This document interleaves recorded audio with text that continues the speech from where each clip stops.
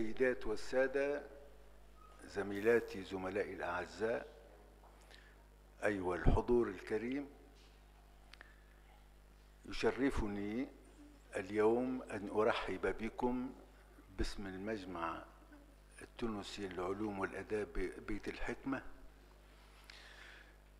في هذه المحاضرة التي سيلقيها الأستاذ هشام جعيد. لا أظنني في حاجة إلى التعريف بهشام جعيد، ولكن أكتفي بالقول بأن كتاباته وبحوثه وإسهاماته في الحياة الثقافية كانت دائما علامات مميزة في تاريخ الثقافة التونسية المعاصرة، بل في الثقافة العربية وحتى الإنسانية. ولذلك فأنا سعيد بأن أقدم لكم الأستاذ هشام جعيد، وأريد أن أنوه باختياره لهذا الموضوع، لا لأن قضية الديانات والتاريخ قضية راهنة، بل لأن البحث في التاريخ بصفة عامة يمكن أن يكون من زوايا مختلفة، وهناك دائما فرق بين الباحث في التاريخ أو أستاذ التاريخ والمؤرخ الذي يفكر في مادته، كما هو الفرق بين أستاذ الفلسفة والفيلسوف إلى غير ذلك.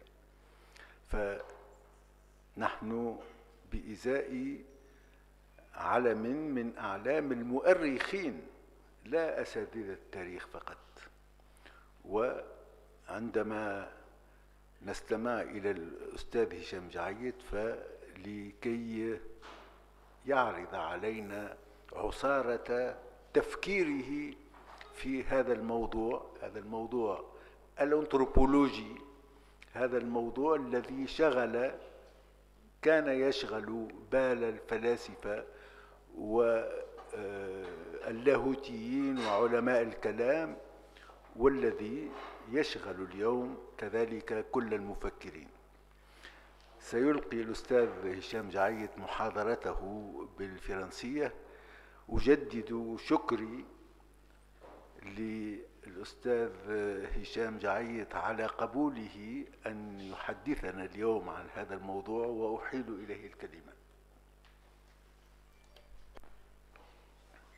سيدي الرئيس، زملائي الأكارم، أيها الحضور، أشكركم كلكم. أشكر الرئيس على استقباله إياي، وأشكركم على الحضور لهذا اليوم الشاتئ. سأتكلم باللغة الفرنسية لأن هذه المحاضرة إنما هي جزء مشروع كتاب أردت البدء فيه حول التاريخ ومفهوم التاريخ وتطوراته. هي أفكار عامة لكن وراءها قراءات متعددة وكثيرة، أساسا باللغة الفرنسية، لأني إذا كان اختصاصي هو نشأة الإسلام وكتبت كتابا حول ذلك ومسار النبي محمد، فإن في هذا الموضوع كنت أرجع إلى المصادر الأساسية وأنا مختص في هذا، إلا أن في ما يخص تاريخ الأديان في العالم ليس هذا من اختصاصي، إنما هو نتيجة قراءات متعددة أساسا باللغة الفرنسية. ولهذا كتبت هذه المحاضرة التي كانت في الأصل هي جزء من مشروع كتاب قد ينجز باللغة الفرنسية، وذكرت هذا في عندما اتصلت ببيت الحكمة وبرئيسها الذي أشكره على قبولي هنا، ولذا سأتكلم بالفرنسية. Alors, mon propos ici est de réfléchir sur certains points du cours de l'histoire, parce que le mot histoire a deux sens, soit le cours et le développement humain, du développement humain dans toutes ses facettes, soit la science historique positive qui, dans sa forme moderne, a pris naissance en Europe au XIXe siècle, et notamment en Allemagne.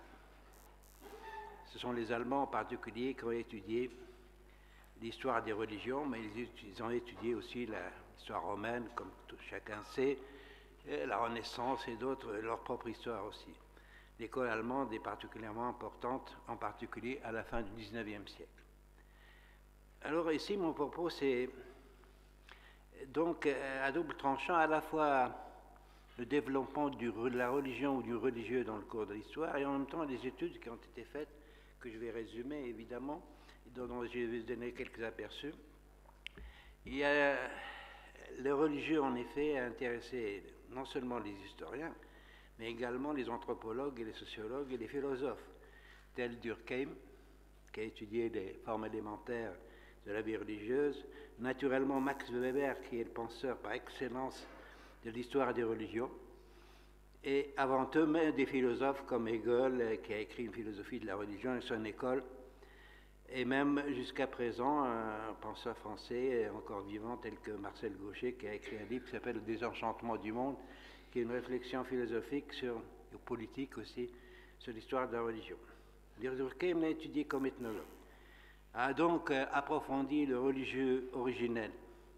Max Weber, en tant que penseur de l'histoire et en tant que sociologue, avec une connaissance approfondie de religions mondiales, celle de la Chine, de l'Inde et du Moyen-Orient, les trois centres où se sont développées les grandes religions qu'il appelle mondiales, telles au Moyen-Orient et Proche-Orient le christianisme et l'islam, telles en Inde le védisme plus évolué en hindouisme, tel en Chine le confucianisme, le taoïsme, de grandes religions mondiales, dont certaines, telles que l'islam, le christianisme et l'hindouisme ont encore, et même le bouddhisme, ont encore une influence sur une grande partie de l'humanité.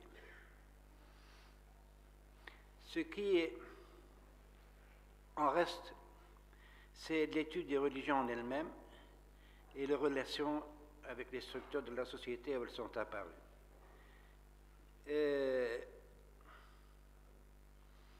Comme je l'ai dit, je me suis intéressé par de nombreuses lectures à la naissance et l'évolution d'autres religions, notamment l'israélisme qui a évolué en judaïsme avec le temps, qui est toujours existant, qu'on ne peut considérer comme une religion mondiale, c'est la religion d'un peuple particulier dans l'histoire, et à présent aussi, mais comme une matrice de ce qui allait devenir des religions mondiales comme le christianisme et l'islam. En effet, le christianisme et l'islam se sont développés en suivant la ligne du monothéisme, contrairement à d'autres religions d'abord du passé d'avant le monothéisme, les religions en particulier de l'Égypte et de la Mésopotamie, qui avaient un panthéon parfaitement structuré, mais aussi avec d'autres types de religions. Et actuellement, donc, les deux religions qui semblent être encore vraiment à l'échelle mondiale sont le christianisme et l'islam, quoique le christianisme ait évolué négativement, en quelque sorte, ait été éloigné des groupements humains qui l'ont longtemps pratiqué, tels que les Européens, en particulier les Européens de l'Ouest, mais il s'est exporté vers l'Afrique, vers l'Amérique latine en particulier, et vers d'autres régions, et il est resté une grande religion mondiale, au moins au point de vue sociologique. L'islam aussi s'est développé considérablement, alors que sa matrice c'est l'Arabie, s'est développé considérablement au Moyen Âge, en Asie. Il a atteint l'Inde, où beaucoup d'hindouismes se sont convertis à l'islam. Il a atteint à une période éloignée de nous, mais pas très très loin, au XVe siècle en Indonésie. C'est une religion qui est, sociologiquement au moins, concerne une grande partie de l'humanité. Quant au bouddhisme, il est resté la religion des peuples du sud-est asiatique, du Japon, et à l'origine, elle était considérée en Chine comme une des grandes religions avec le confucianisme et le taoïsme sous l'empire chinois. Mais après le passage du marxisme et de la modernité, on ne sait pas trop ce qu'en est du sentiment religieux en Chine. Par contre, au Japon et au sud-est asiatique, il est resté vivace. Il s'est exporté même vers l'Occident. Donc, en ce qui concerne tout le religieux dans l'histoire mondiale, on peut y considérer comme c'est un phénomène très important pour ce qui est de l'éducation de l'humanité et même comme consubstantiel à l'âme humaine. Pendant longtemps, très longtemps même, on peut dire même dès l'origine de l'humanité. Le fait qu'une partie de cette humanité actuelle s'en soit éloignée ou qu'elle se pose le problème de la survivance du religieux ou de lui donner d'autres formes, notamment politiques en ce qui concerne l'islam, le fait qu'une partie de cette humanité donc s'est éloignée à l'époque moderne pose problème. C'est le problème de l'apparition même de la modernité en relation avec le religieux. Au XVIIIe siècle, en France, les Lumières françaises se sont attaquées notamment et plus spécialement aux religieux avant de s'attaquer à l'autoritarisme de l'État et de faire émerger des valeurs telles que l'égalité et la liberté. Mais c'est surtout au XIXe siècle qu'avec la philosophie de la religion de Hegel et sa philosophie de l'histoire, qu'il a eu quelque chose comme une attaque d'une manière beaucoup plus structurée que les Lumières françaises du religieux. On peut considérer qu'en Europe, à l'époque où l'Europe est devenue le monde, même le centre du monde incontestablement, c'est-à-dire au XIXe siècle jusqu'à la guerre de 14, le religieux a régressé et qu'il a posé problème. Donc il est certain que dans sa constitution même, dès l'origine, l'homme est un animal religieux. Le monde extérieur lui pose problème et lui-même est un être fragile. Sa sociabilité aussi lui impose d'inventer des normes. Et la religion constitue essentiellement des normes pour le lien social, la vie en commun. Tout cela a été étudié par les ethnologues pour ce qui est de l'homme primitif. Quand les sociétés hydrauliques, c'est-à-dire l'Égypte et la Mésopotamie en particulier, se sont constituées, et donc lors de la naissance de l'État, il a progressivement passé de l'ordre du magique au monde des dieux, à des degrés différents. L'essence de l'Égypte pendant 3000 ans est religieux, et sa préoccupation principale relève du problème de la mort. C'est là un cas extrême.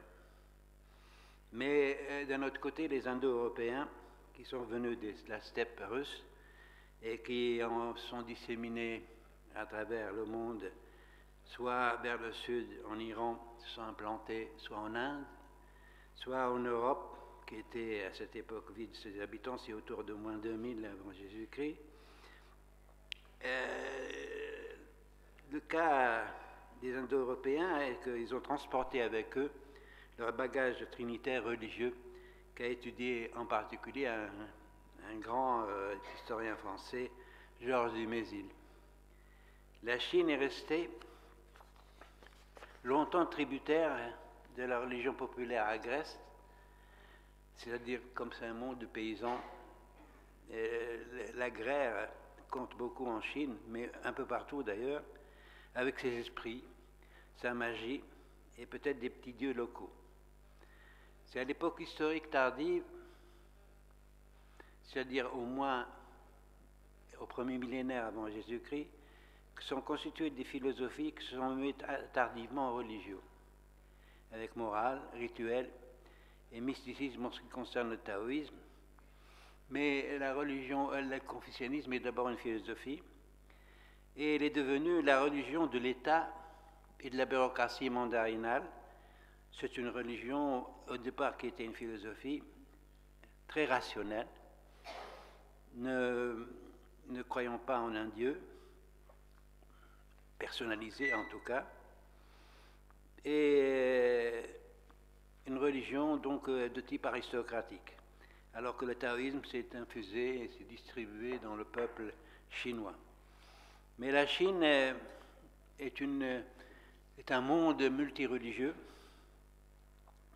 Sa colonne vertébrale, c'est l'institution impériale qui admet qu'il y ait du confucianisme, du taoïsme ou du bouddhisme. Alors que dans l'islam, au cours de tout le Moyen-Âge, ce n'est pas tellement le califat qui était important que la religion elle-même, indépendante plus ou moins du pouvoir des régions, des États qui ont pullulé durant le Moyen-Âge.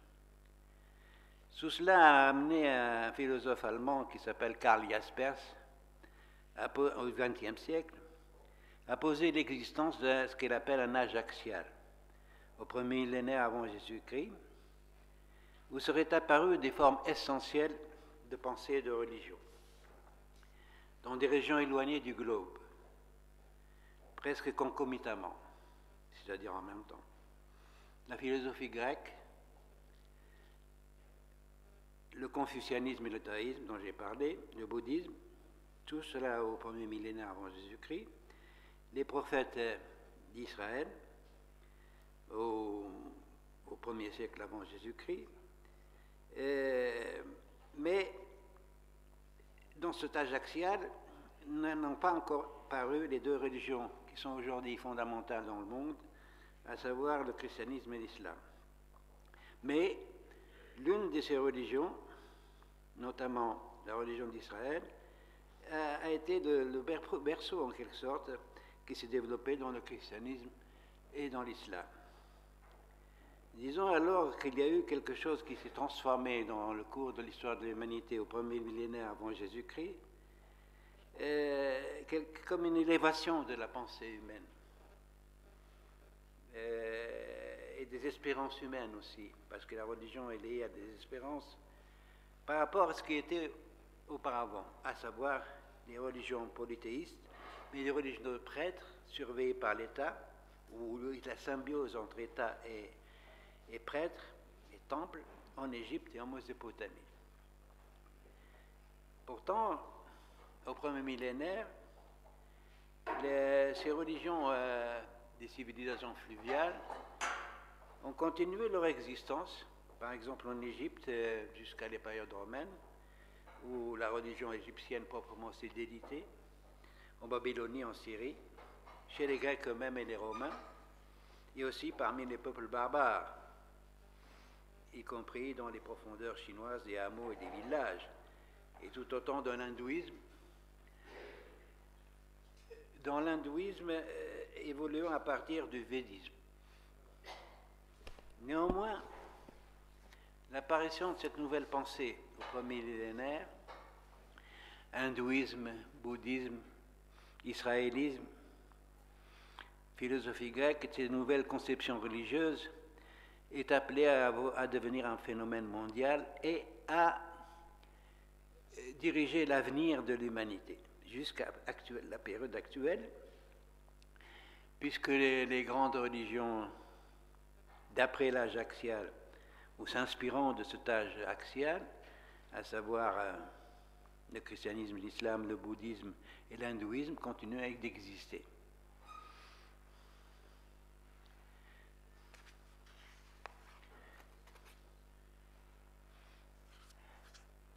Par exemple, le judaïsme a été le berceau d'où est sorti, en grande partie, mais pas uniquement, le christianisme.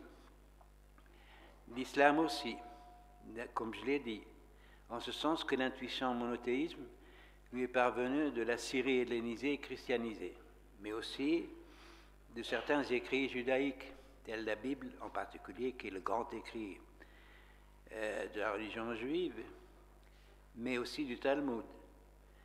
Mais christianisme et judaïsme, l'islam ne les a pas adoptés sous leur forme originelle.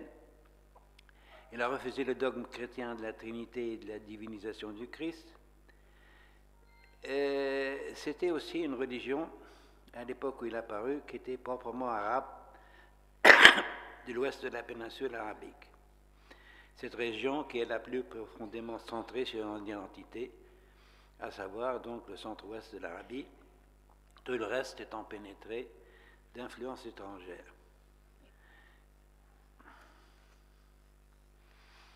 Quant au grec dont parle Karl Jaspers, la philosophie grecque qu'il met à côté des religions, et qui a débuté au VIe siècle avant Jésus-Christ avec les présocratiques, et a continué à l'époque classique au Ve siècle avec Socrate notamment, et au IVe siècle en produisant les deux grands philosophes de la Grèce, et qui sont la référence de toute philosophie à venir, à savoir Platon et Aristote.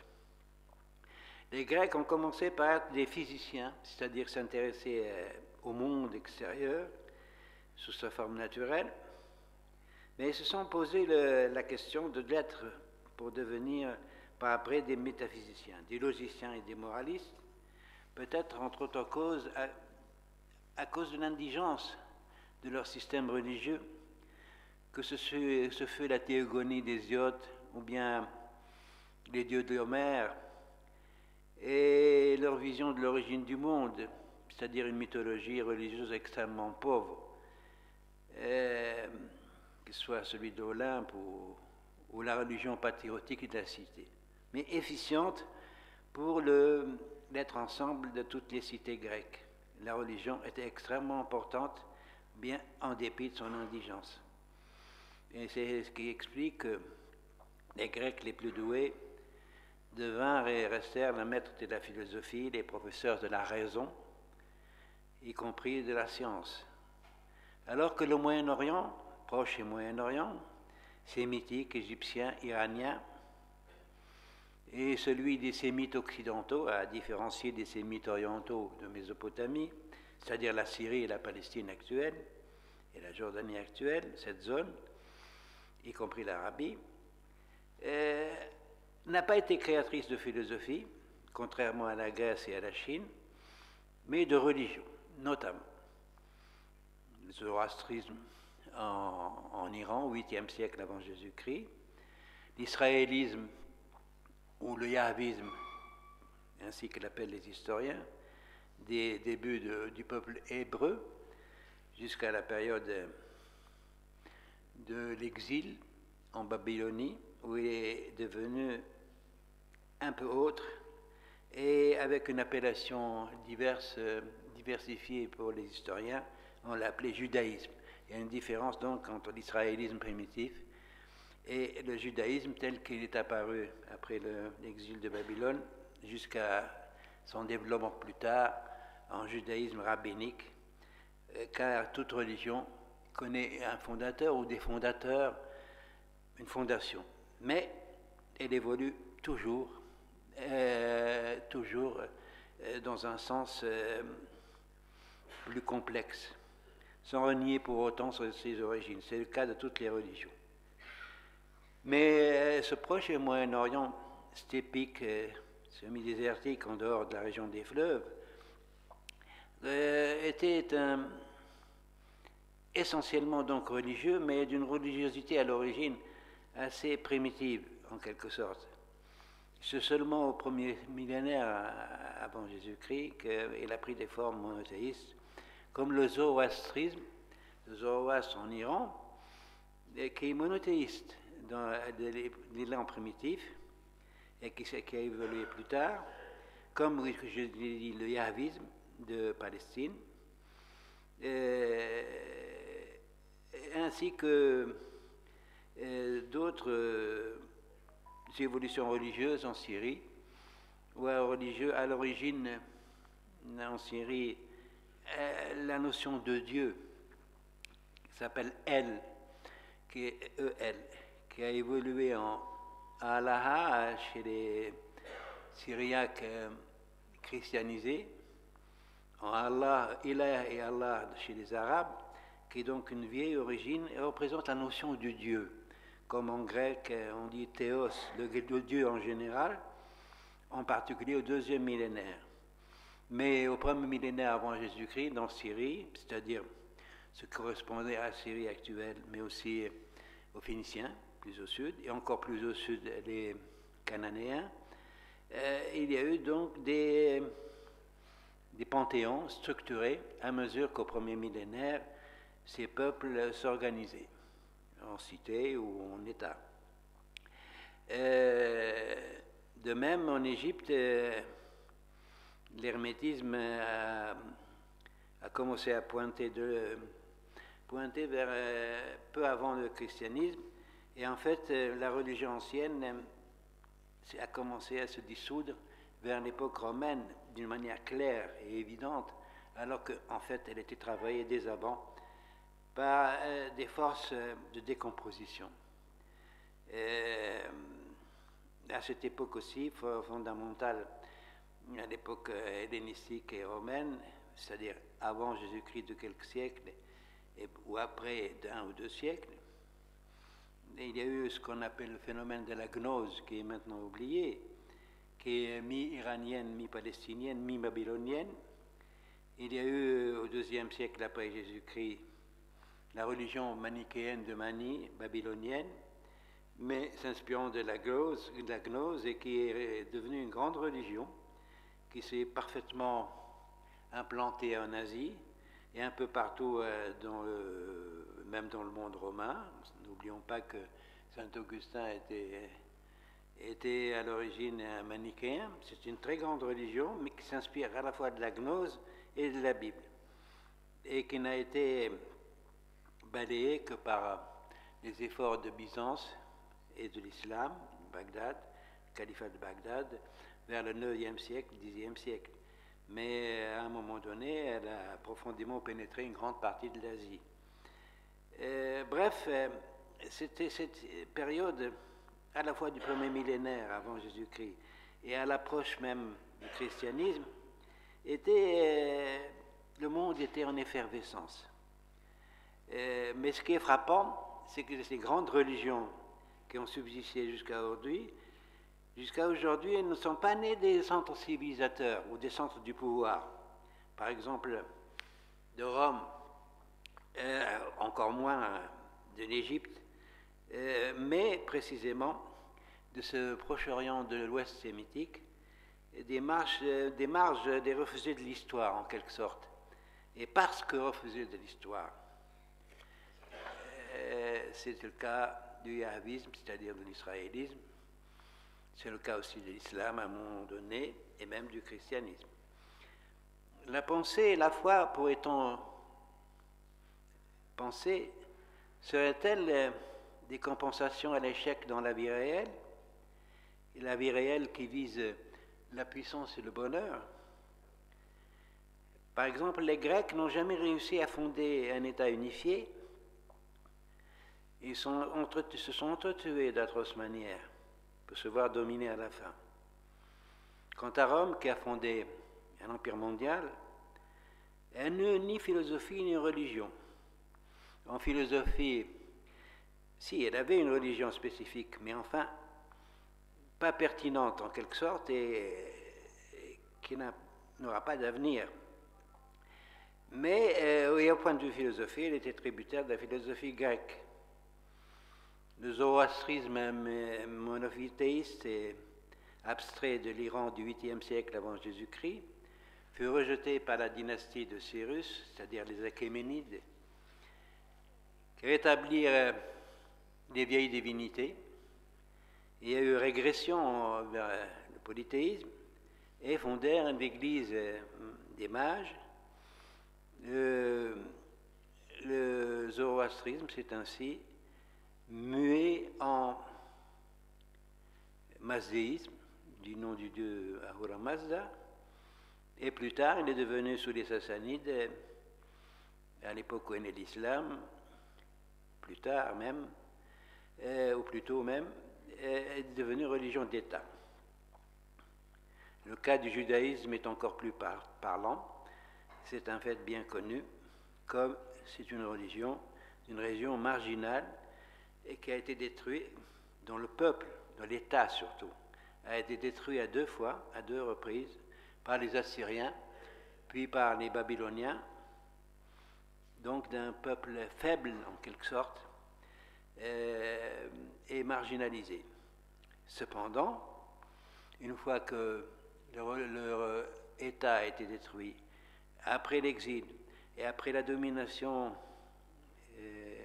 séleucide, c'est-à-dire grecque, macédonienne, la domination romaine, plus tard, et tous les troubles qui ont traversé ce petit pays, le judaïsme s'est conservé dans la diaspora, c'est-à-dire dans des pays comme l'Égypte et ailleurs, et dans l'Empire romain.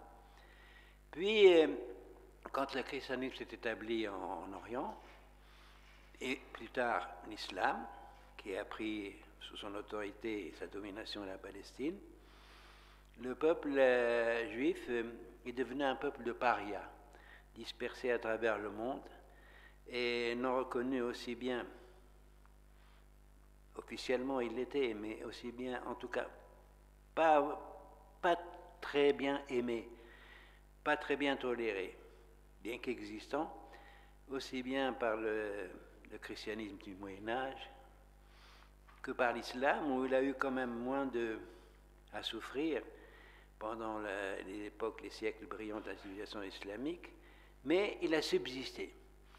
Ainsi, les Juifs ont perdu l'État, ont perdu leur société, mais ils ont gardé leur Dieu, leur livre saint, qui est devenu en quelque sorte le substitut aussi bien de l'État que de la société juive, d'une manière d'ailleurs extraordinaire et étonnante, parce que actuellement, la seule religion subsistante de l'époque, d'une époque lointaine, puisqu'elle a commencé quand même cette religion vers 11e, 12e siècle avant Jésus-Christ, alors que toutes les autres religions de cet âge ancien de l'Antiquité ont disparu, y compris la religion grecque et romaine, et égyptienne et babylonienne et tout. Seule cette religion de ce petit peuple est restée.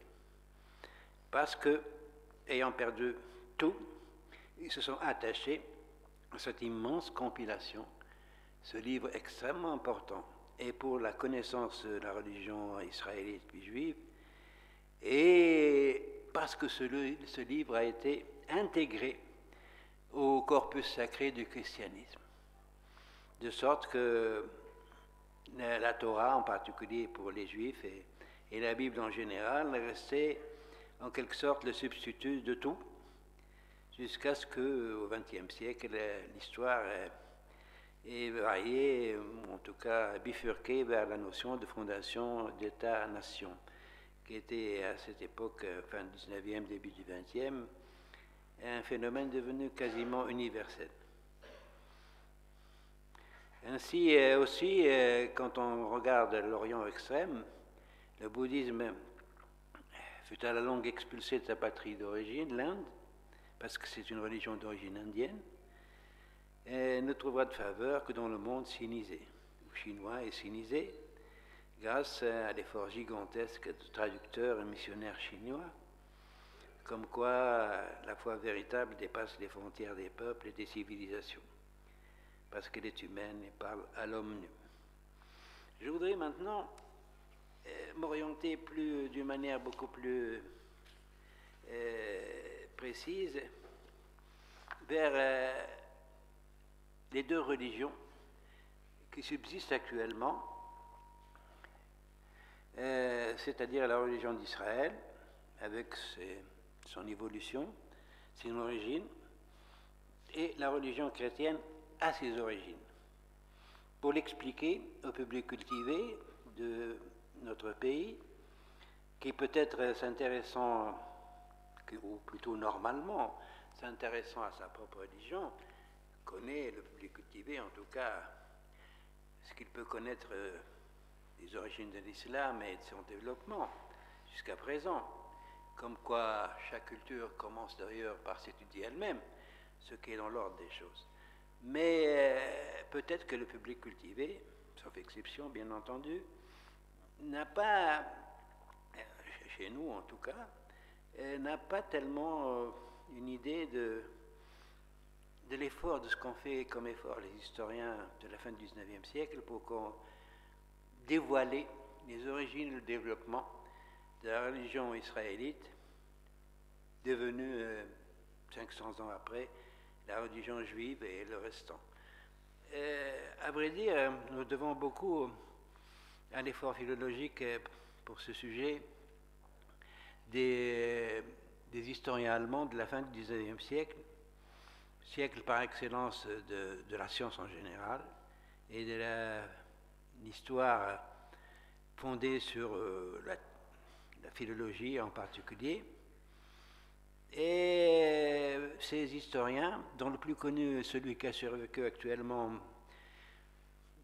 pour le public cultivé, c'est Wellhausen, qui a étudié aussi bien l'islam que la religion d'Israël et l'histoire d'Israël, qui est considéré comme un des plus grands historiens de l'Allemagne vers 1900.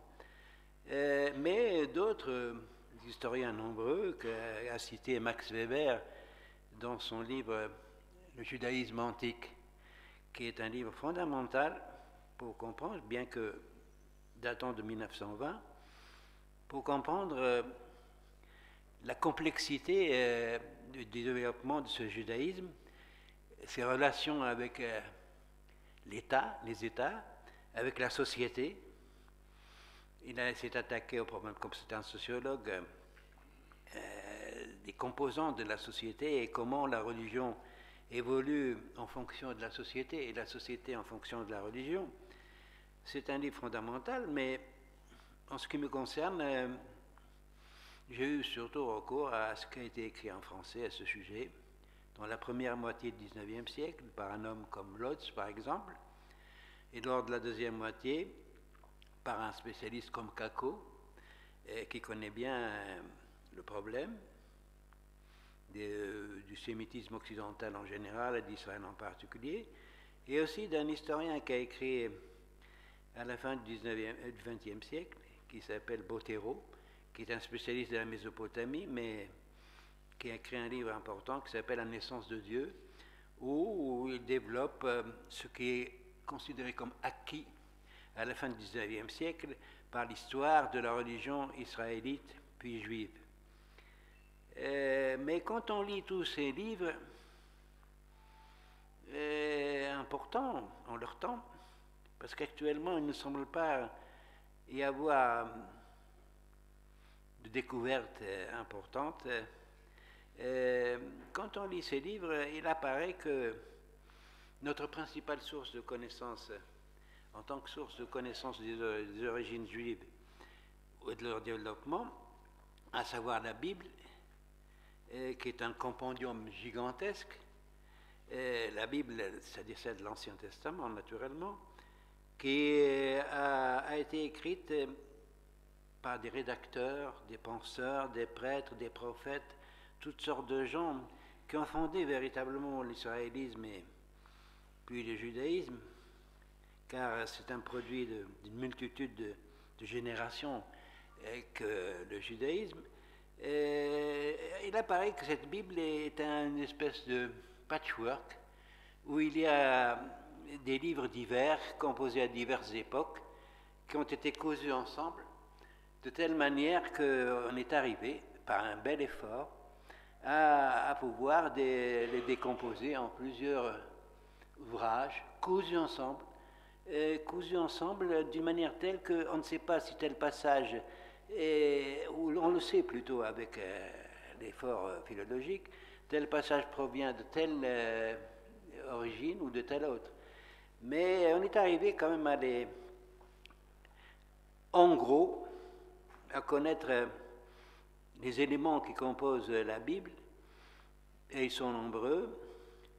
Ce qu'on a appelé les savants de la fin du XIXe siècle, le yahviste, parce que il dénomme le Dieu toujours par le mot Yahvé, qui est devenu Jéhovah après, par l'éloïste, qui semble être du nord, de la région nord de la Palestine, par un autre livre qui est entré dans la Bible, c'est le livre de l'Alliance, qui est extrêmement important.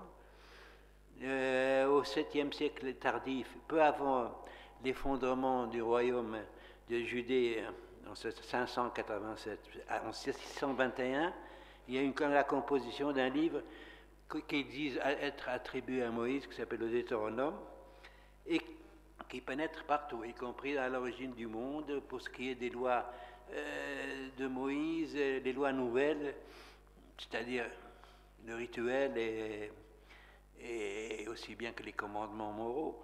Et on ne sait pas très bien ce qui est de ceci ou de cela, sauf pour les spécialistes. Et qu'est-ce qu'il apparaît de tout ça? Il apparaît qu'à l'origine, la religion israélite, qui est apparue autour du XIe siècle, pas avant, contrairement à ce qui a été dit, est une religion d'une confédération de clans, de tribus, qui avait pour résidence le nord actuel de l'Arabie, ce qu'ils ont appelé plus tard la région de Médiane, ou la région orientale du Jourdain, c'est-à-dire le sud de la Jordanie actuelle. Et des tribus nomades, semi-nomades, qui ont, dès le deuxième millénaire, la fin du deuxième millénaire, pénétré dans la terre de Palestine, plus ou moins. Mais c'est cette zone de Médiane nord de l'Arabie qu'on considère comme étant l'origine de l'épiphanie qu'a connue, c'est-à-dire de la révélation divine, qu'a connue Moïse, c'est d'ailleurs ce qui est dit dans la Bible, qui est supposé être le fondateur de la religion yahviste, c'est-à-dire israélite. Mais enfin, Moïse pose problème pour les historiens, y compris dans son existence. Et quant à l'idée qui s'est répandue, qui a été répandue qu'il était d'origine égyptienne, elle ne veut pas tenir le cap parce que tout simplement les Égyptiens étaient présents en Palestine jusqu'au XIIe siècle. Et c'est surtout la fascination de ces clans ou tribus qui ont pénétré en Palestine pour l'Égypte considérée comme un centre de civilisation qui a fait que les rédacteurs de la Bible, qui n'ont pas commencé avant le 8e siècle, sous la monarchie juive, qui a fait que les rédacteurs ont fabriqué la légende de l'Égypte et de l'exode d'Égypte. En réalité, les Égyptiens, comme des inscriptions ont permis de le savoir, ne toléraient pas la pénétration des nomades, qu'ils soient hébraïques ou qu'ils soient arabes, proto-arabes ou autres qui peuplaient cette zone par le Sinaï, et ils ne permettaient pas cela.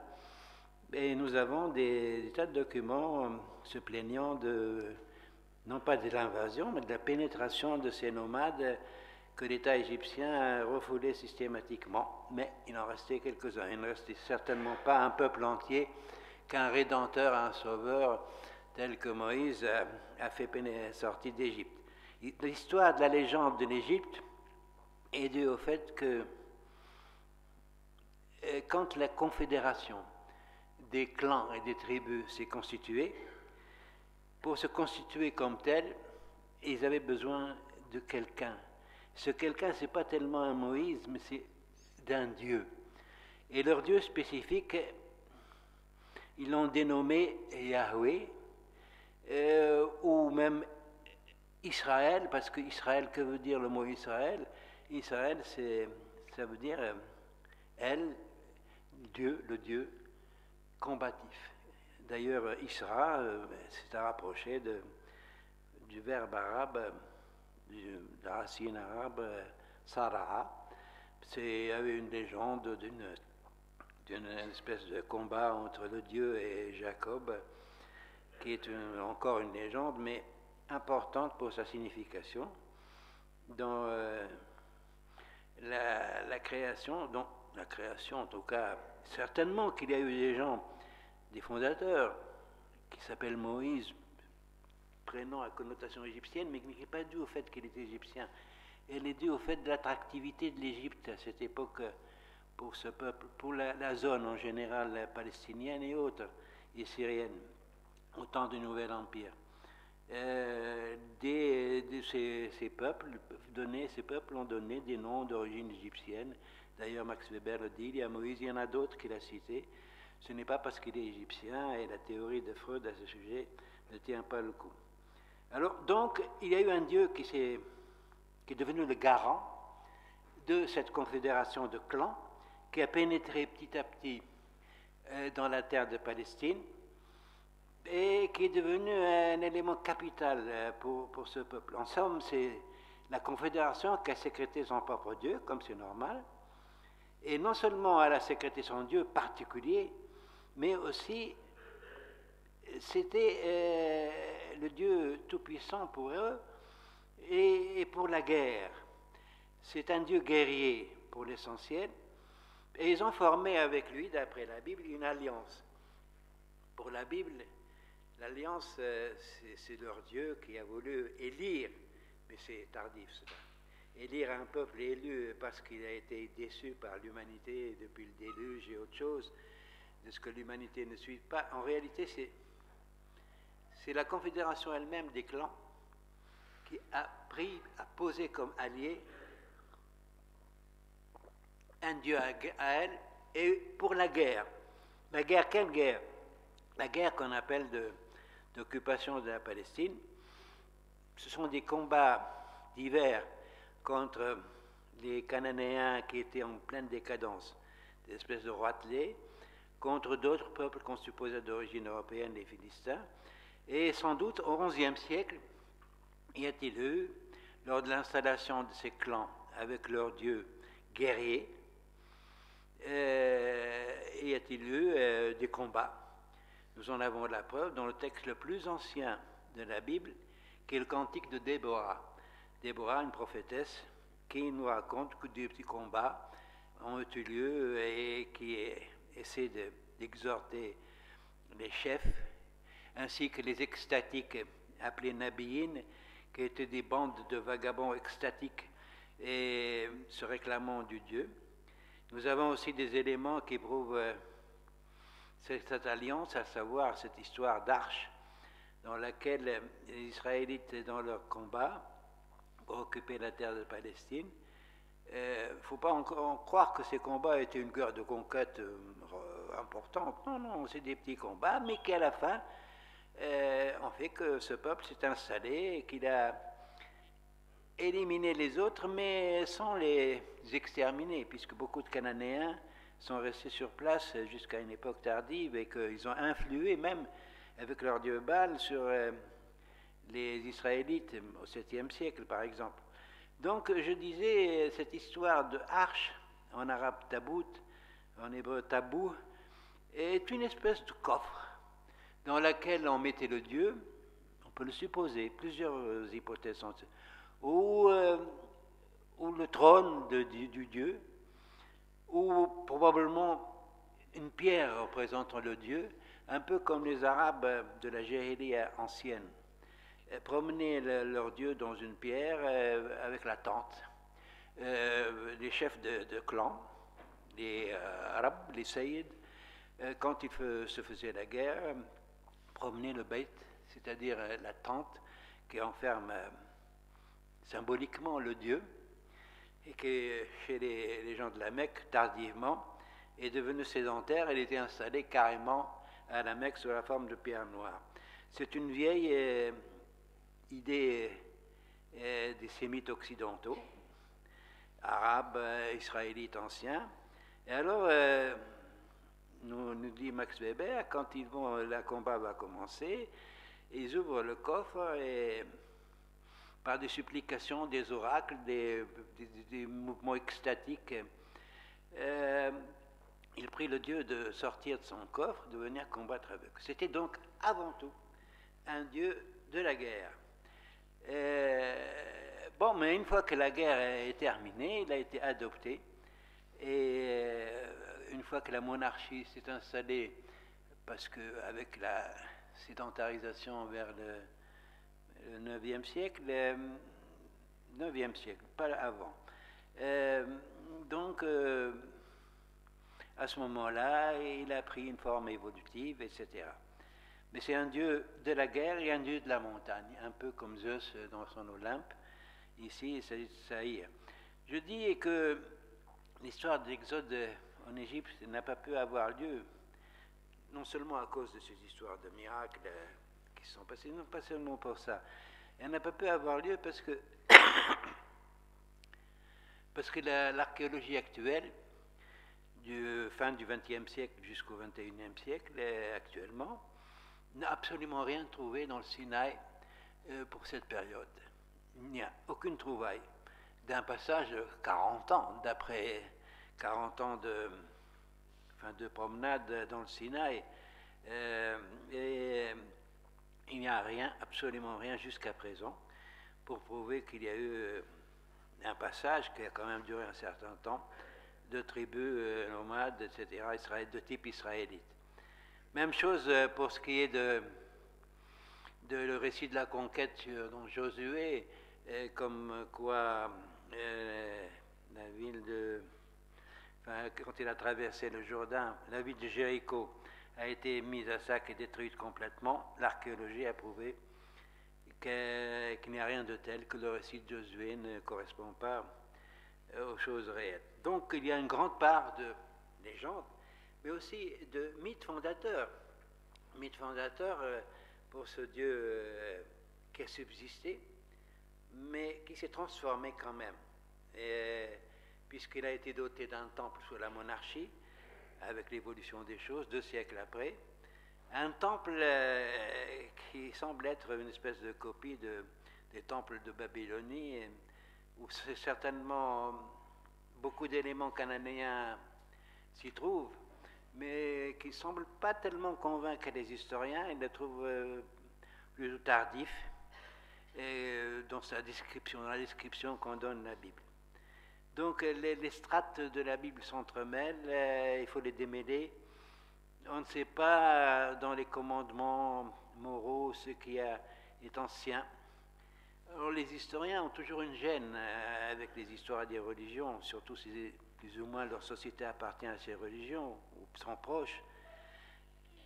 Ils s'en tirent toujours en disant la tradition dit que, mais cette tradition est-elle exacte? Il semble que dans la Bible il y ait des souvenirs d'anciens temps, que si David est un personnage hypothétique, Salomon, au IXe siècle, a pu former une monarchie sur le style oriental, en copiant un peu, si l'on veut, ce qui s'est passé en Babylonie, qui était devenu le centre primordial d'attractivité. Et il y a le phénomène, à partir du 8e, 7e siècle, du prophétisme. À l'origine, le prophétisme était, à l'époque des conquêtes, de la fondation des tribus, était un phénomène un peu sauvage de Nabiin. Nabiin, ils écrivent le B avec un V, Nabiim, et qui étaient des bandes qui participaient à la guerre de conquête, à côté des chevaliers, comme le dit l'ancien document, le plus ancien, celui de Déborah. Mais le prophétisme le plus important, ce n'est pas celui-là, ce n'est pas le prophétisme de sauvage, en quelque sorte, et guerrier, c'est le prophétisme de l'époque de la monarchie, du 8e, disons en tout cas sur du 7e, qui était un prophétisme de sauvegarde du yahvisme sous la pression des Baals qui pénétraient dans le nord d'Israël et qui sont les résidus de la présence cananéenne. Il semble que certains rois étaient attirés par les Baals et par, en quelque sorte, le polythéisme, qui semble plus à même de satisfaire les peuples de paysans, etc. Et surtout, le prophétisme est apparu comme une restauration de la pureté du yahvisme à cause de la pression des empires à côté, en particulier de l'empire assyrien et babylonien. Et le prophétisme, ce qu'on appelle scripturaire, parce qu'ils ont laissé des traces écrites, où leurs élèves, leurs disciples ont parlé d'eux. Il s'agit de Michée, d'Amos, d'Osée, de tas de prophètes, et les grands et les petits, dont on a conservé les écrits, et qui ont essayé de purifier le yahvisme en attaquant par exemple les sacrifices, en élevant la moralité générale du peuple, en exaltant leur Dieu comme étant un peu plus en spiritualisant la religion en quelque sorte. Et ils ont parlé des péchés d'Israël, idée qui allait devenir fondamentale dans le christianisme, la notion des péchés de tout un peuple, parce qu'il s'est éloigné de son Dieu. C'était en quelque sorte des prophètes, pas au sens où nous les entendons, nous les musulmans, c'est-à-dire d'envoyés de Dieu qui apportent une religion. Non, non. C'était des hommes de religion, mais hors du temple, hors des structures officielles des prêtres, et qui étaient, aussi bien dans le nord que dans le sud, là pour purifier la religion, pour la rétablir, parce qu'elle leur semblait en voie de se perdre avec la monarchie, pour critiquer aussi la monarchie, à cause de ce que son côté oriental d'une monarchie normale qui inflige la corvée aux paysans et qui s'était laissé influencer par le type de la monarchie orientale. Bref, les prophètes constituent un livre entier de la Bible extrêmement important de cette époque 8e, 7e siècle jusqu'à la chute du royaume du sud de Juda sous les coups des Babyloniens en 587. Il y a eu à ce moment-là un phénomène extrêmement important, c'est la destruction du royaume de Juda, après que le royaume du nord d'Israël, dit d'Israël, a été détruit déjà un siècle avant par les Assyriens. Et à ce moment-là, le problème qui se posait, le phénomène plutôt extrêmement important, c'est le phénomène de l'exil, où il y a eu l'exil des élites, et en particulier des élites religieuses à Jérusalem, à Babylone. Et l'influence que cet exil peut avoir, parce qu'il y a eu un fort sentiment de souffrance devant l'effondrement de leur royaume, c'est-à-dire entre conception d'un Dieu qui est Dieu d'Israël, certes, mais qui a tendance à devenir le Dieu universel. C'est le Dieu d'Israël, comment leur Dieu a été vaincu dans cette vie. Et alors, il y a eu des tas de mouvements de compensation, d'effervescence à cette période. C'est à ce moment-là, en quelque sorte, qu'il y a eu une prise de conscience de leur faiblesse, mais en même temps, une volonté inébranlable de sauvegarder l'héritage. Et de fait, cet exil qui a duré moins d'un siècle, et que les Israélites qui ont été libérés par la monarchie perse, est revenu à Jérusalem à rejudaïser le peuple qui s'est éloigné de son... quand il n'est pas encadré par ses prêtres, par ses penseurs, il est revenu à une forme primitive de polythéisme. Et c'est à ce moment-là qu'on peut parler de la naissance du judaïsme, parce que les réformateurs de la religion, une fois revenus en Palestine, ont créé le temple, le fameux temple d'Israël, le nouveau temple, avec une église sacerdotale, normale, avec des sacrifices, et ils ont mis fin à toutes les prophéties de type extatique et qui leur semblait être un désordre de la religion. Ils ont mis en ordre la religion et ils sont devenus en quelque sorte un peu fanatiques et avec le sentiment d'une supériorité parce qu'ils posaient leur Dieu comme étant aussi le Dieu universel. Mais la période de l'exil a été extrêmement importante parce qu'elle a produit un penseur de première importance qu'on appelle le deuxième Isaïe, qui n'a pas été remarqué par les réformateurs qui sont rentrés en Palestine et qui ont créé le temple, mais qui plus tard aura la plus grande importance pour la naissance du christianisme, parce qu'il a théorisé la théorie de la souffrance humaine, pas la souffrance d'un peuple, mais la souffrance humaine qui est en quelque sorte rédemptrice. Et c'est devenu l'essence même du christianisme pendant toute sa durée.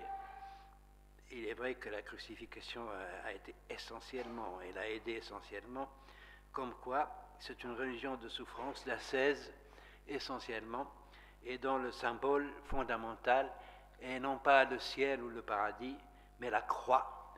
La crucifixion est devenue l'élément essentiel du christianisme parce qu'il s'est inspiré de Isaïe, et non pas, comme ils disent, du Fils de l'homme, qui est un phénomène apocalyptique assez récent, relativement récent.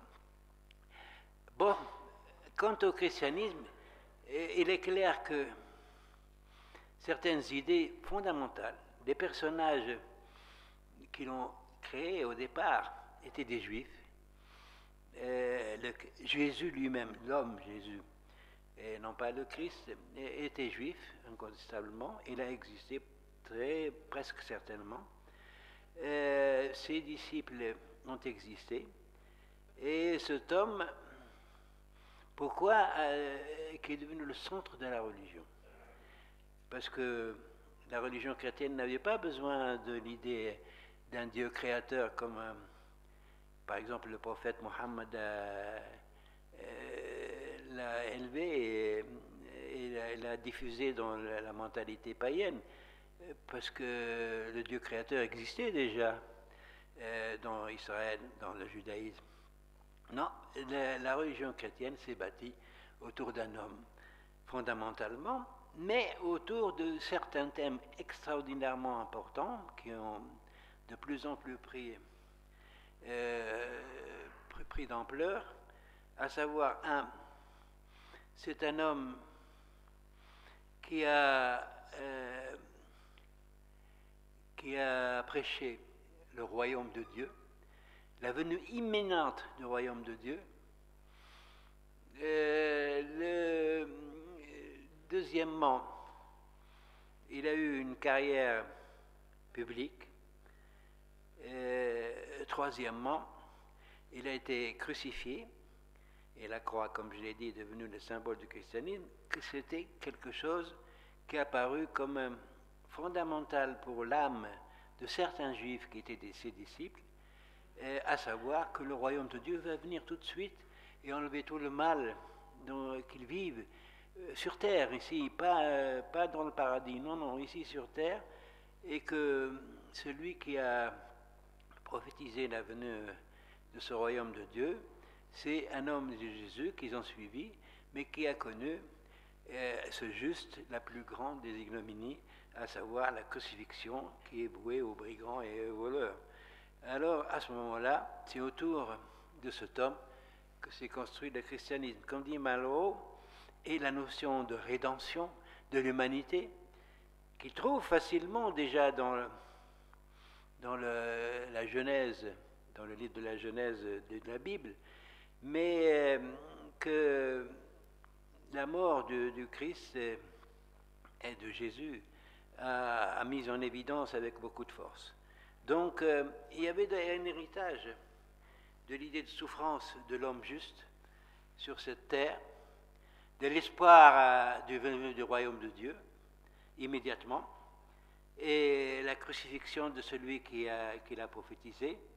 Tout cela a créé une dynamique assez extraordinaire, mais chez un petit nombre de gens, les disciples de Jésus, qui étaient juifs, qui ne voulaient pas s'éloigner du judaïsme parce qu'ils ne croyaient pas que Jésus voulait s'en éloigner, mais qui ont été frappés par le personnage, d'autant que dans ses prédications, en tout cas celles qu'on considère comme pouvant être exactes, pas tout l'ensemble dans les évangiles, dans sa prédication, il a un élément de douceur, un élément de douceur, de miséricorde, d'amour, qui contrastait avec le judaïsme dur et pur et dur.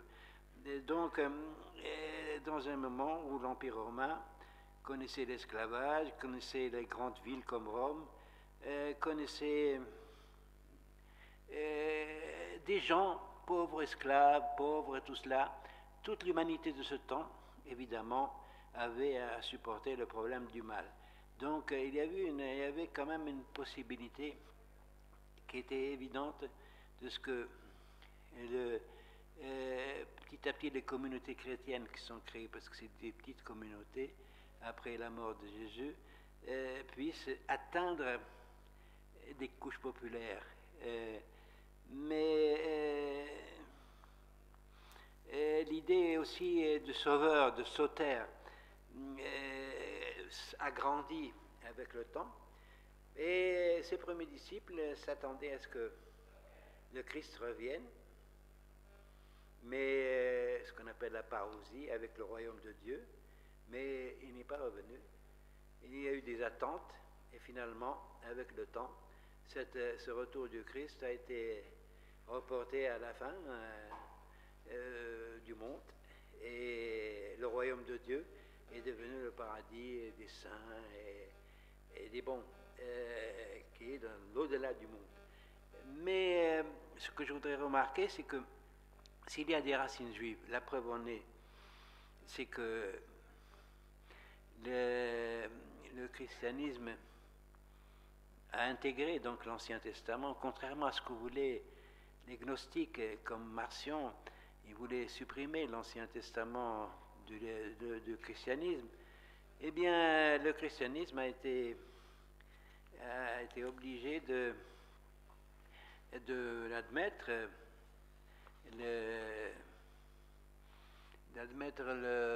l'Ancien Testament dans son canon, et donc des éléments de judaïsme fondamentaux, mais il a innové particulièrement en se focalisant sur la personne de Jésus, sur le royaume de Dieu, et sur la parousie, le retour du Christ. Et donc, ils ont fondé le christianisme en dehors de la gnose qui aurait voulu éliminer l'Ancien Testament du canon chrétien. Je voudrais dire quelque chose qui paraît fondamental, c'est que le christianisme s'est porté sur un homme, sur son itinéraire, sur des idées qui étaient préconçues, qui existaient à l'origine, mais il y a eu dans la pensée des premières communautés chrétiennes, que ce soit à Jérusalem ou plus tard ailleurs, dans différentes parties du monde romain, ce qu'on appelle une majoration de cette personne qui existait réellement et qui était, pour citer Guinebert, un petit prophète finalement, pas extrêmement important. Eh bien, une majoration. D'abord, Jésus est devenu le Christos, c'est-à-dire le Messie, mais un Messie différent de l'attente des Juifs. Ce n'est pas pour établir le royaume de David, mais pour établir tout simplement le royaume de Dieu. C'est beaucoup plus important et tout à fait différent, plus spirituel. C'est le Christos, c'est-à-dire le Messie. C'est aussi le Kyrios, déjà, c'est-à-dire le Seigneur. Le Seigneur de quoi? Probablement du monde. Ce n'est pas encore Dieu, qu'on trouve dans les épîtres de Paul, vers 58-60 après la naissance du Christ, c'est-à-dire 30 ans ou 40 ans après sa disparition, 30 ans après, et qui a prêché dans le monde hellénistique, et à Antioche en particulier, et qui a eu un rôle fondamental dans la naissance du christianisme. Eh bien, même Paul ne disait pas du Christ Théos, il disait Kyrios, c'est-à-dire le Seigneur. Ce qui veut dire, et à côté, dans Corinthiens, il faut l'épître aux Corinthiens, à côté, il disait Théos, Dieu. Donc ils sont sauvegardés, ce qu'on appelle le Dieu de Dieu. Plus tard, on le sait, il y a une composition tout à fait tardive, mais petit à petit, qui s'est faite, celle de la Trinité, du Logos de Dieu, qui est le Christ, qui est consubstantiel à Dieu, donc Dieu lui-même en quelque sorte, mais pas Dieu seul, sauf pour le populaire. Le populaire du 1er siècle, à la fin du 1er siècle, considérait déjà, comme d'ailleurs tout au long du Moyen-Âge en Occident, le Christ comme étant Dieu. Et il n'entre pas dans la dogmatique des théologiens, des clercs, mais Dieu, c'est pour eux le Christ, ou Dieu comme ça en général. Ils se considèrent comme monothéistes. Quoique Max Weber dit bien avec raison que le vrai monothéisme, le monothéisme véritable, et c'est celui du judaïsme et de l'islam.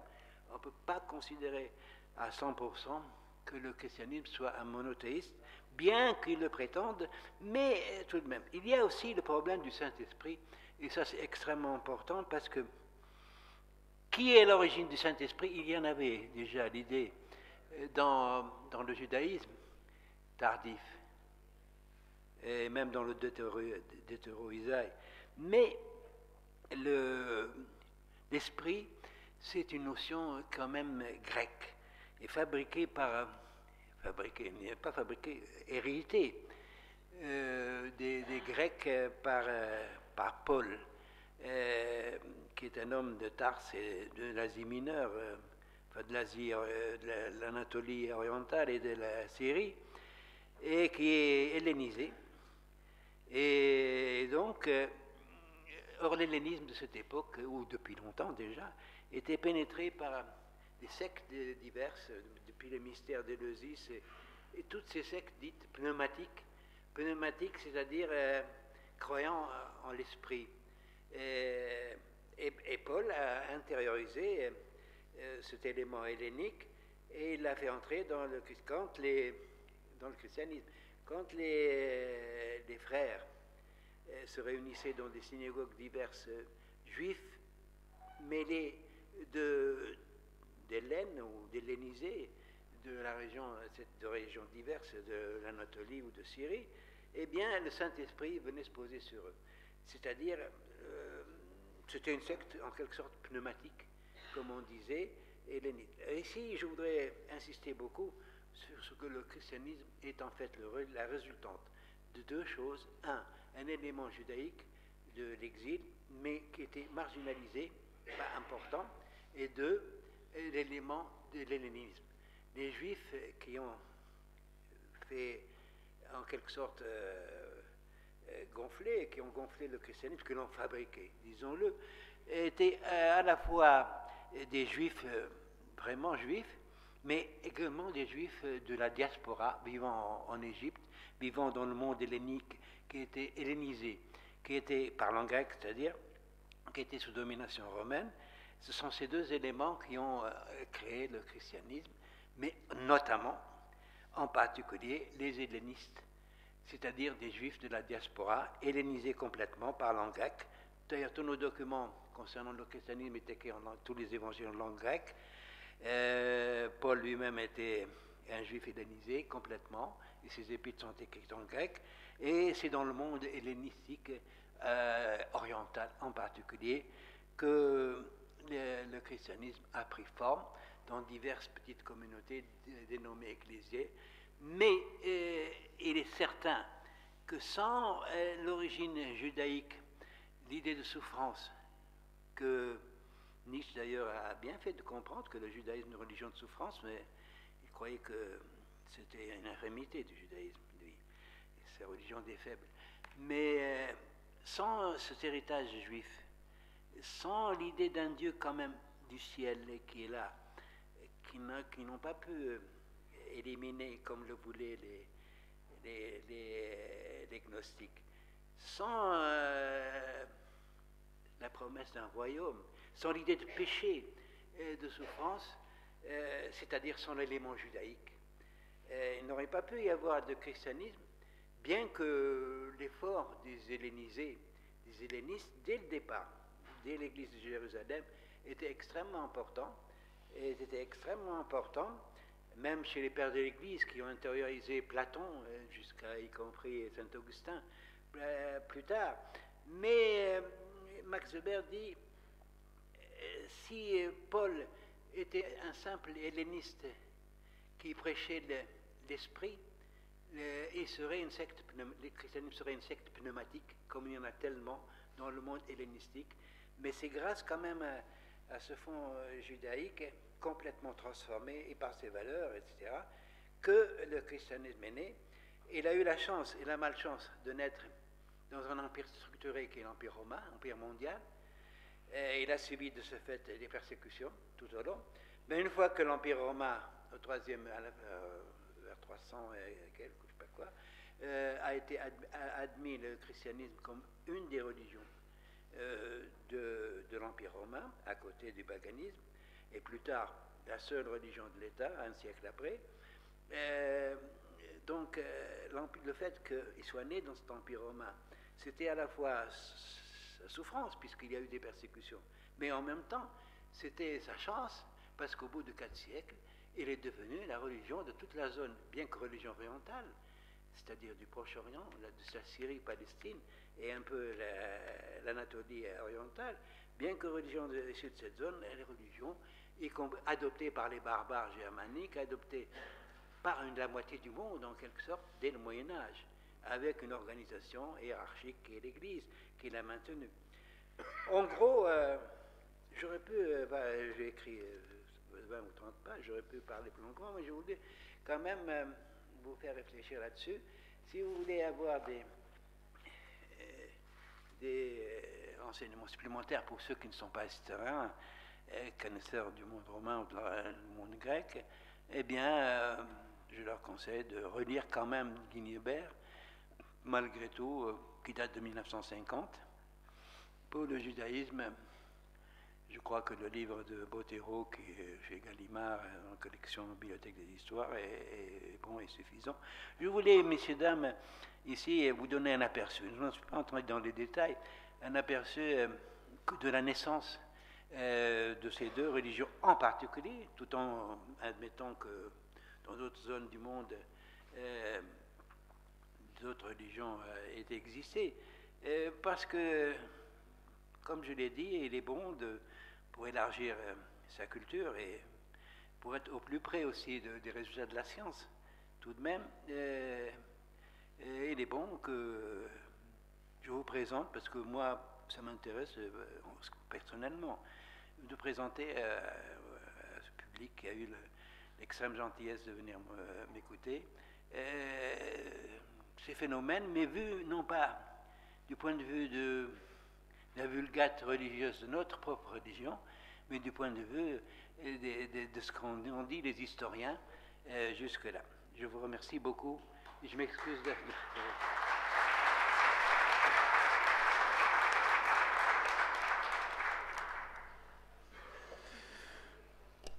Merci, Hichem, pour ce brillant tableau de la naissance des religions, et en particulier du monothéisme israélite, puis judaïque, et ensuite chrétien.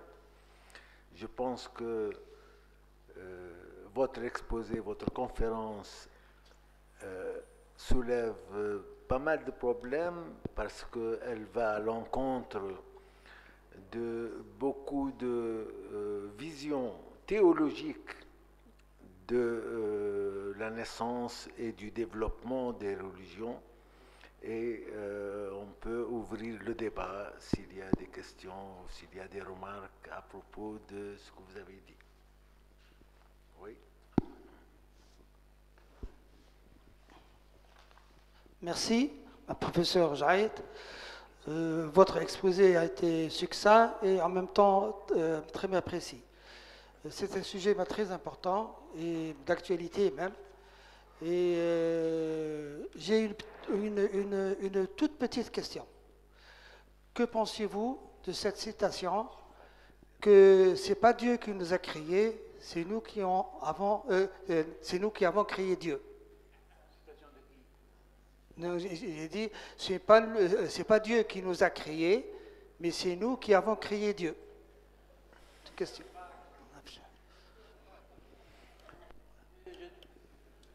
Je vous réponds ceci. Ça, c'est pas la vision de l'historien, c'est la vision de penseur ou d'autre chose. L'historien se contente d'analyser la naissance des religions pour autant que ce soit possible avec l'aide de l'archéologie, de l'épigraphie et des textes. Mais c'est une idée philosophique, bien sûr. L'histoire, c'est quoi? C'est une science pas exacte, mais c'est un effort humain qui existe depuis toujours d'ailleurs pour comprendre tout simplement des dimensions de la réalité humaine, que ce soit le développement des États, des sociétés, des religions, de l'art, de tout ce que vous voulez. C'est une science humaine extrêmement importante qui concerne l'homme cultivé, mais avant tout les historiens eux-mêmes. Alors dire que nous avons créé Dieu, ça ne fait pas partie du projet des historiens. Je vais vous dire pourquoi. Parce que la science, que ce soit la science physique, la science de la nature, la science biologique, etc., exprime des vérités qui se basent sur la réalité. C'est notamment le cas de la physique, mais aussi de l'histoire. Elle veut décrire des réalités, elle ne veut pas nous donner d'autres types de vérités. La vérité est définie comme étant le reflet de la réalité, de la physique à l'histoire, à la chimie, à tout ce que vous voulez. Alors que pour le philosophe, par exemple, pour le penseur en général, pour le religieux en particulier, qui dit, donne toute son âme à sa foi, il y a des vérités autres qui ne sont pas le reflet de la réalité, mais des vérités supérieures, derrière lesquelles court l'homme et lesquelles voudraient à la fois expliquer le monde dans lequel il est jeté, mais aussi il y a des besoins psychiques extrêmement importants, il y a la nécessité du lien social, il y a des tas d'éléments qui entrent en jeu. De sorte que l'historien n'a pas à dire que nous avons créé Dieu. Ça, c'est... Bottero dit la naissance de Dieu, oui, de la notion de Dieu. La notion de Dieu telle qu'elle a été adoptée par le monothéisme. Mais le religieux est extrêmement complexe et l'historien n'a pas à dire, n'a pas à juger la vérité supérieure à laquelle croit le croyant. C'est différent. Le croyant, par exemple, musulman, prenons le musulman, nous sommes musulmans, de naissance en tout cas. Quand il lit le Coran, il ne lit pas avec des yeux d'historien, que cela implique les Juifs de Médine, que ceci implique les Quraysh, etc. Non, il les voit avec les yeux de son esprit, de la foi, et que ce soit un verset historique qui est historiquement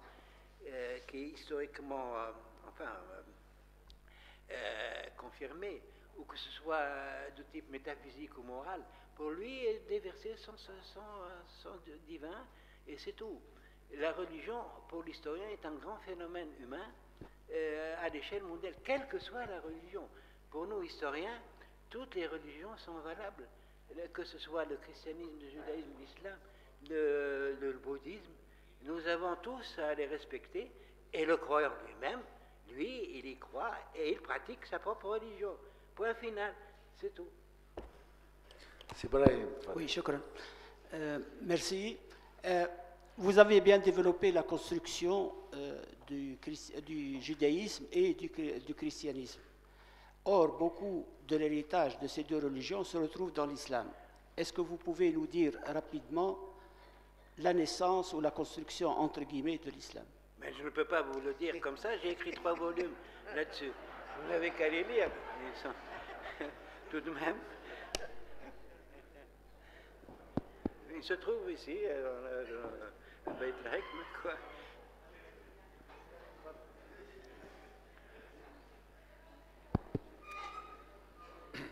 Bon, par rapport à l'intervention de monsieur, là, je voudrais donner un point de vue. Est-ce que Dieu a créé les hommes ou est-ce que c'est les hommes qui ont créé Dieu? Il y a au moins une certitude absolue, c'est que les hommes ne se sont pas créés eux-mêmes. Oui, c'est vrai. Bien. Deuxièmement, par rapport au monothéisme, vous avez traité de cette question en séparant 3 ou même 4 ou 5 religions, comme le zoroastrisme, ou bien le bouddhisme, ou bien l'islam, etc., en les considérant comme des phénomènes séparés. Or, si on prend le christianisme, le judaïsme et le zoroastrisme, par exemple, elles ne se sont jamais considérées comme séparées. Le Christ, par exemple, n'a jamais considéré qu'il était séparé de la religion judaïque ou du zoroastrisme. De la même façon, l'islam n'a jamais considéré qu'ils étaient complètement séparés du judaïsme, du christianisme, etc. Puisque, au contraire, dans le Coran, une bonne partie du Coran traite de Moïse, de Jésus, etc., et de l'apparition de toutes ces religions, et même du zoroastrisme. Donc, il y a dans l'histoire de l'humanité quelque chose que l'on doit accepter, c'est que l'histoire de l'humanité est jalonnée par l'histoire de la religion. C'est vrai. Et que depuis aussi loin qu'on remonte dans l'histoire, il y a toujours des cultes religieux. Bien, si on part de cette définition, et vous avez vous-même parlé au début de l'homo religiosus, c'est-à-dire l'homme, la nature même de l'homme, elle est religieuse. Est-ce qu'elle a changé cette nature aujourd'hui? Ça, c'est une question qu'il faudrait peut-être aborder. Je voudrais simplement signaler une chose. C'est qu'il y a une religion qui est née il n'y a pas longtemps, il y a 1 siècle et demi. Elle est née en Iran. Cette religion aujourd'hui est en train de s'étendre dans le monde puisqu'elle est présente dans la plupart des régions du monde. Elle est née il y a 1 siècle et demi.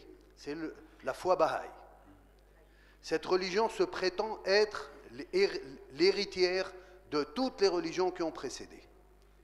Et elle prétend réaliser l'objectif, le but même de la religion.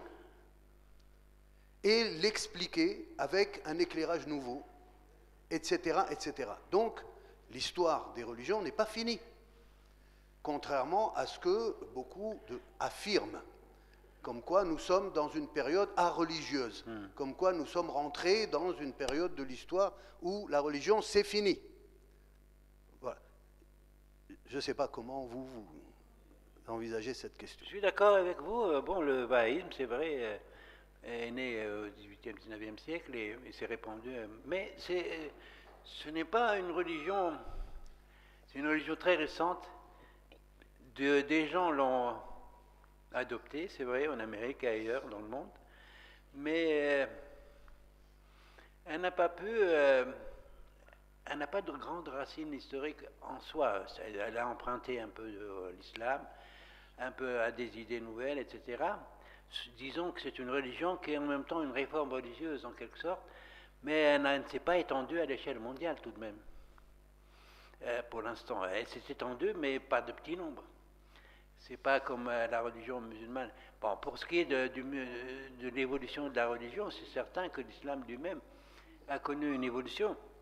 Par exemple, au début, le fondement, c'est le Coran. C'est clair, c'est révélatoire comme type de religion. Mais au bout de 2 siècles, ou de 3 siècles, 2-3 siècles, le hadith est entré dans la consécration religieuse et est considéré comme le Coran et le hadith sont les livres sacrés de l'islam, incontestablement. Bien que des orientalistes aient critiqué, mais comme historiens, le hadith en disant qu'elle a été fabriquée au IIIe siècle, mais un homme comme Chartres, qui a écrit là-dessus, et même avant lui Goldziher, n'a pas compris que les religions évoluent et que le hadith s'est créé pour répondre à un souci d'intégration d'un monde en extension qui avec divers peuples, etc.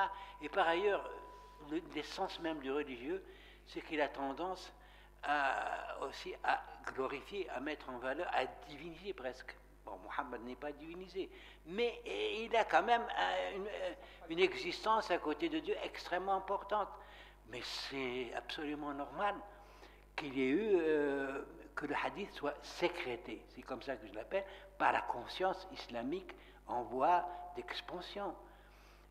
Plus tard, l'islam a évolué sans s'éloigner de ses principes, comme toute religion originelle. Par exemple, en développant les confréries soufiques durant tout le Moyen-Âge, sans sortir du cadre tracé par le fondateur. C'est comme ça dans toutes les religions. Il y a toujours, quand il existe historiquement, on le connaît. Quand on ne sait pas s'il a existé historiquement, peu importe, un ou des fondateurs, il y a un moment initial et il y a des évolutions, parce que les religions sont dans l'homme, et l'homme, il est jeté dans l'histoire, dans les vicissitudes de l'histoire. Mais le religieux constitue un pôle solide, extrêmement solide. Un monstre sacré, dit Brodel. C'est un monstre sacré qui s'étend sur des millénaires et qui subsiste.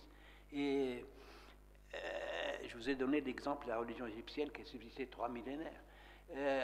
Après tout, le christianisme a subsisté 2 millénaires et l'islam 1 millénaire et demi. Et il n'est pas près de s'éteindre. Il y a un mouvement dans l'histoire aussi qui a pris naissance en Occident, ce qu'on appelle la modernité, qui se basait sur la raison, sur un changement des systèmes politiques, des sociétés humaines, mais aussi sur l'expulsion du religieux. Et ça s'est étendu en Europe, c'est un fait. Mais le même christianisme s'est étendu en Afrique. Peut-être qu'un jour l'Europe n'aura plus de chrétiens du tout, mais l'Afrique, ce qui n'est pas sûr du tout, parce qu'il y a un besoin de l'homme religieux, mais en Afrique, en Amérique latine, en Australie, ou ce que vous voulez, le christianisme se développe. Ainsi, l'islam est né chez les Arabes, mais il s'est développé jusqu'au bout du monde. Maintenant, dans le Nouveau Monde, en Amérique, etc. Ça nous pose le problème, d'ailleurs, de l'explication de cette fameuse modernité, qui a 2 pôles. Un, la rationalisation de la vie sociale. Deuxièmement, bien que l'homme soit un être à la fois social et asocial, comme dit Kant, c'est un fait. Les événements récents nous l'ont dit, en France en particulier. Et d'un autre côté, sur la critique du religieux, c'est la modernité aussi, c'est la science et ce qui va avec, c'est-à-dire l'économique et le politique. Aujourd'hui, notre monde est dominé par l'économique, le politique et récemment par l'interconnexion de toute l'humanité, chose qui n'a jamais existé en histoire. Je voudrais remarquer que dans l'Antiquité, à l'époque romaine, le sens du mot religieux est différent entre l'époque classique et le Bas Empire. Si on lit Cicéron, il a un sens lié au ritualisme païen. Tandis que si on lit Tertullien ou Lactance, il ne s'agit pas du tout de la même idée, mais plutôt d'une religiosité éthique qui est celle du christianisme, bien entendu. C'est la première remarque. La deuxième concerne l'universalisme. Je lisais récemment Veyne, et il se fonde sur le 4e évangile, celui de Saint Jean, qui, contrairement aux 3 évangiles synoptiques, donne de Jésus une idée tout à fait différente. Et il cite, Paul Veyne, l'épisode de la Cananéenne, qui était venue demander la charité à Jésus, et Jésus la rabroue. Les disciples lui demandent de la chasser, parce que la religion de Jésus, parce que la vision de Jésus ne dépasse pas Israël. Il est venu pour répandre la bonne parole en Israël, pour Israël. Il n'y a pas du tout, aucunement, dans le christianisme des origines, cette idée d'universalité. Voilà les 2 remarques que je voulais faire.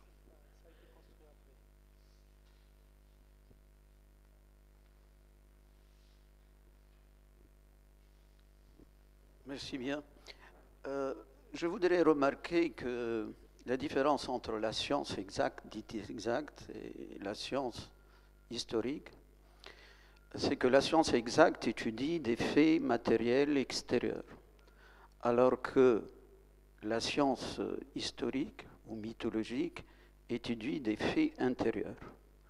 Donc le problème consiste à rationaliser l'irrationnel. il y a eu une tentative qui a essayé de rationaliser l'irrationnel, par exemple dans les travaux de Gustav Jung. Gustav Jung, qui a parlé d'inconscient collectif, d'images archétypales, et sa grande découverte, que ce soit dans son livre Psychologie et alchimie, moi je suis chimiste et c'est pour ça que je me suis intéressé à l'histoire de l'alchimie, ou bien dans les racines de l'inconscient, il a démontré qu'il existe des vérités psychiques, c'est-à-dire des images collectives et qui sont, malgré que les civilisations ne se sont pas connues, ils retrouvent ces mêmes images aussi bien dans la civilisation de l'Amérique du Sud, la civilisation des sociétés primitives, les textes religieux et surtout dans les travaux des alchimistes. Et dans son livre Psychologie et alchimie, il a comparé ce symbolisme avec le symbolisme de rêve, puisqu'il a fait la psychanalyse d'un futur prix Nobel qui était poli à ce moment-là, et il a comparé les images vues par ce jeune avec l'image de l'alchimie. Donc, on peut dire que la religion se base sur une vérité, à savoir qu'il y a un psychisme qui n'a rien à voir avec le matériel, et que ce psychisme-là a une dynamique, il y a une histoire de ce psychisme, que d'ailleurs Gustav Jung appelle l'individuation, le processus d'individuation qu'a connu l'humanité et que connaît l'humanité, et qui est parfois cause de toutes, parfois, les atrocités ou l'héroïsme, des images comme le Sauveur, le Père, le Mandala, etc., etc. Alors, dans votre conférence, vous n'avez pas fait allusion donc à ces racines objectives qui se trouvent dans l'âme humaine. D'ailleurs, Jung dit que l'âme est naturellement divine, l'âme est à Dieu ce que l'œil est au soleil. Merci.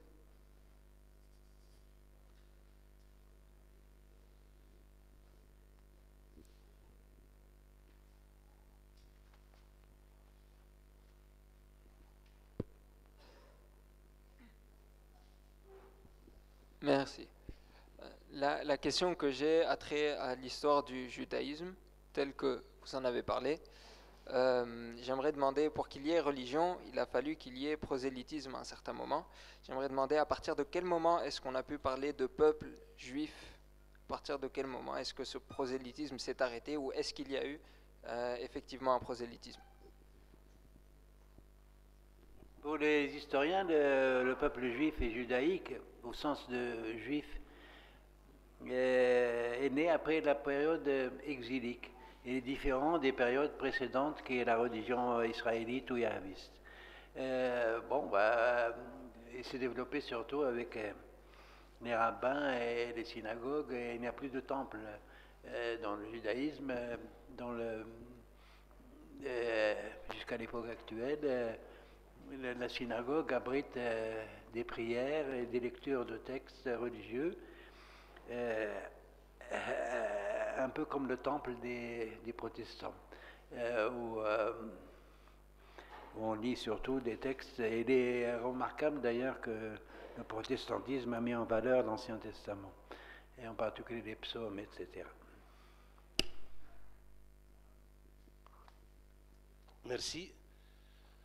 Il y a un siècle, Albert Schweitzer écrivait « La seule possibilité de donner un sens à son existence, c'est d'élever sa relation naturelle avec le monde à la hauteur d'une relation spirituelle. » Vous avez bien précisé au début de la conférence que la religion est consubstantielle au statut de l'homme. Par ailleurs, Pascal nous prévenait qu'il y a deux excès. Exclure la raison, n'admettre que la raison. Si vous permettez, si Hichem, je vais vous inviter en Tunisie. On va atterrir dans notre pays. Je crois que la salle peut peut-être me joindre dans cette initiative. Depuis l'avènement de la Troïka, la religion est devenue un facteur clivant en Tunisie. Les relations sont tendues au cœur du pouvoir comme au cœur de la société. Est-ce que vous acceptez de donner votre lecture à ce sujet? Je vous remercie. Je ne vois pas de lecture à donner. Tout ce que je constate, que dans l'évolution de l'islam dans le monde musulman en général, depuis le 19e siècle et surtout au 20e siècle, l'islam en tout cas, a tendance à sortir du maraboutisme, à sortir du mysticisme, mais aussi de la foi au sens intérieur et spirituel, comme il y en avait dans les peuples musulmans en 1900 par exemple, au 19e siècle, et à se politiser. Donc, c'est un phénomène que quand l'historien de l'époque contemporaine constate, pas seulement en Tunisie, qu'il y a l'existence d'un islam politique, lequel islam politique a peu dévié vers la violence, etc., par certains de ses côtés, et qui est devenu un problème politique d'ailleurs pour les États, qu'ils soient des États musulmans ou pas. C'est tout ce que je constate. Merci, c'est Hichem. Je pense que la conférence elle-même et le débat qui s'en est suivi soulèvent pas mal de questions. On n'a pas la prétention de les résoudre ce soir, mais puisque ce sont des questions qui nous incitent à réfléchir, votre conférence, Hichem, a été la bienvenue. Et je vous remercie tous pour votre présence et je vous invite à une petite réception à la salle du train.